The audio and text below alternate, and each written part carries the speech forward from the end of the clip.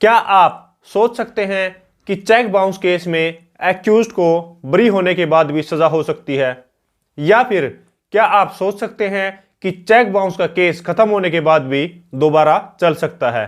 क्योंकि ऐसा ही हुआ एक लेटेस्ट जजमेंट में। सो फ्रेंड्स, मैं हूं मोहित और आप देख रहे हैं हमारा चैनल मोहित सिंगरोल। अगर आपने ये चैनल अभी तक सब्सक्राइब नहीं किया तो चैनल को सब्सक्राइब कर लीजिए, क्योंकि चेक बाउंस रिलेटेड बहुत ही बढ़िया कंटेंट इस चैनल पे आने वाला है। सो फ्रेंड्स, बिना किसी देरी के चलिए वीडियो शुरू करते हैं।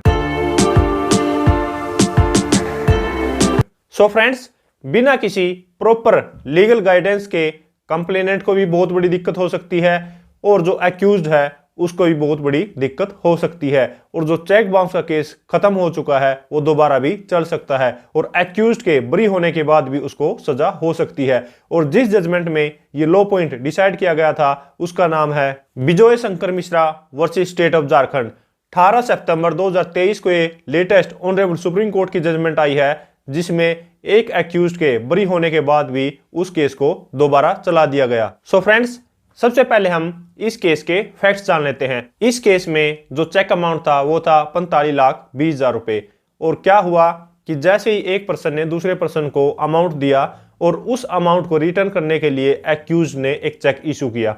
अब चेक इशू किया तो चेक को जो है 45,20,000 रुपए का फिल किया गया और फिल करने के बाद जब भी वो कंप्लेनेंट के द्वारा चेक लगाया गया तो वो चेक बाउंस हो गया। और चेक बाउंस होने के बाद कंप्लेनेंट ने क्या किया, नोटिस दिया और केस डाला। केस डालने के बाद जो है अपनी गवाही कराई और कंप्लेनेंट की जब गवाही खत्म हो गई तो उसके बाद जो एक्यूज ने 313 की स्टेटमेंट भी कराई और साथ में ही अपनी गवाही भी करवाई। और गवाही जो है वो क्लोज होने के बाद फाइनली अब यहाँ पर एक्यूज का जो काउंसिल था वो बहुत ही स्मार्ट था, बहुत ही तेज था। तो उसने एक डिफेंस लिया कि यहाँ पर जो चेक बाउंस की जुरिडिक्शन नहीं बनती। जो इन्होंने चेक बाउंस का केस यहां पर लगाया है इसकी तो यहां पर जुरिडिक्शन ही नहीं बनती। और अब यहां पर जुरिडिक्शन के ग्राउंड पे उस चेक को देखा गया कि क्या यहां पर जो चेक बाउंस का केस बनता है या फिर नहीं।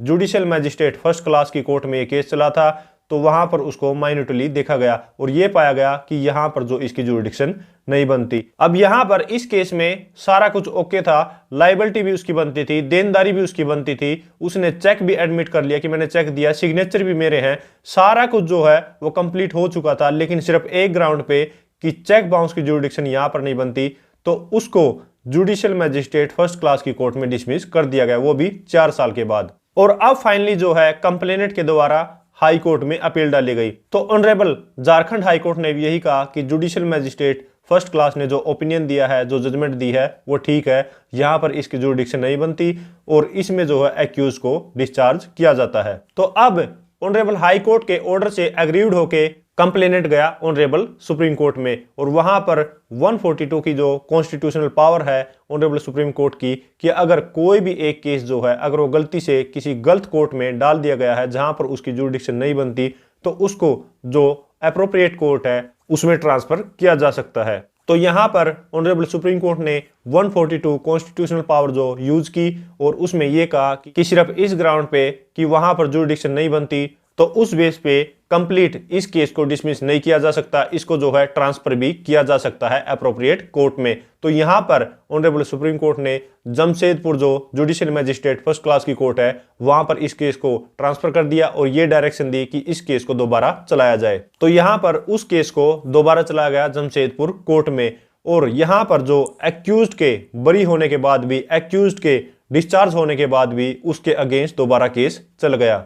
सो फ्रेंड्स, जैसा कि आप लोगों ने देखा कि एक छोटी सी गलती की वजह से या फिर गलत लीगल गाइडेंस की वजह से जो कंप्लेनेंट को भी बहुत बड़ी दिक्कत हो सकती है और साथ में ही एक्यूज्ड को भी बहुत ही बड़ी दिक्कत हो सकती है। तो इसके साथ साथ जहां पे हमने जुरिडिक्शन की बात की और जुरिडिक्शन का केस भी डिस्कस किया और जिसमें हमने जाना कि कैसे जुरिडिक्शन के बेस पे जो एक केस है डिसमिस हो सकता है, तो मैं आपको बता देता हूं कि चेक बाउंस केस की कहां पर जुरिडिक्शन बनती है। अगर मान लीजिए कोई भी अकाउंट आपने दिल्ली में ओपन किया है और उसको आप दिल्ली में ही मेंटेन करते हैं और वहां पर अगर आप चेक लगाते हैं तो आपकी जुरिडिक्शन वहां पे बनेगी।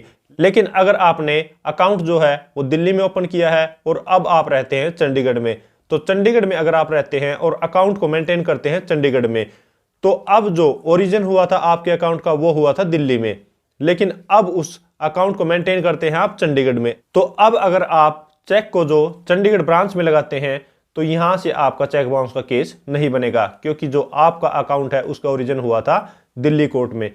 दो चीज आपने देखनी है जब भी चेक बाउंस का केस बनाना है। सबसे पहला ये कि जो बैंक अकाउंट है उसका ओरिजिन कहां हुआ है, वो कहां पर ओपन हुआ है, और उस बैंक अकाउंट को आप कहां पर मेंटेन करते हैं।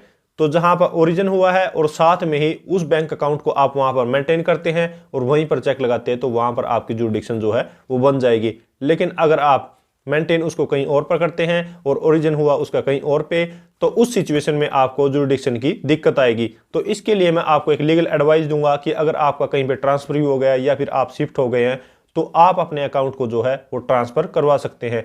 जहां पर उस बैंक अकाउंट का ओरिजिन हुआ है वहां पर एप्लीकेशन देके आप जो है अपने बैंक अकाउंट को ट्रांसफर करवा सकते हैं। तो उस हिसाब से फिर आपकी चेक की जुरिडिक्शन बन जाएगी। लेकिन फिर भी अगर आपको जुरिडिक्शन की दिक्कत आती है तो आप इस जजमेंट का सहारा लेके अपने केस को जीत सकते हैं। सो फ्रेंड्स, ये थी वीडियो जिसमें आपने जाना कि एक छोटी सी गलती से कैसे एक इतने बड़े अमाउंट का चेक बाउंस का केस डिसमिस हो सकता है। सो फ्रेंड्स, अगर ये वीडियो आपको अच्छी लगी तो लाइक कीजिए, शेयर कीजिए, और अगर आपने चैनल अभी तक सब्सक्राइब नहीं किया तो चैनल को सब्सक्राइब कर लीजिए, क्योंकि चेक से रिलेटेड बहुत ही बढ़िया कंटेंट इस चैनल पे आने वाला है। सो फ्रेंड्स, इस वीडियो में इतना ही। मिलते हैं नई वीडियो में नई किसी लीगल टॉपिक के साथ। तब तक के लिए थैंक यू सो मच।